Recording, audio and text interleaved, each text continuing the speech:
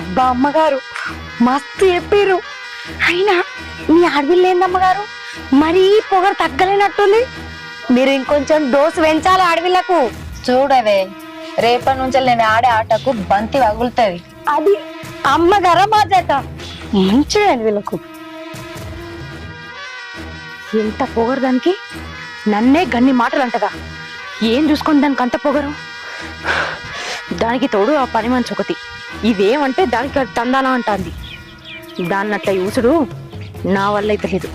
దాన్ని ఏదో ఒకటి చెయ్యాలి. మా అమ్మ కూడా అది చెప్పినట్టే వింటాంది. అసలు ఎందుకు ఇంతకాలం మారింది? ఛీ! బుజ్జి, ఏం చేస్తానవే గిడ మీద? దా అన్నం తిందాం. దా లే అమ్మా. ఏందే గంత కోపంగా ఉన్నావు? నీ ప్రవర్తన నాకేం నచ్చలేదు. నువ్వు చేసింది నాకేం నచ్చలేదు.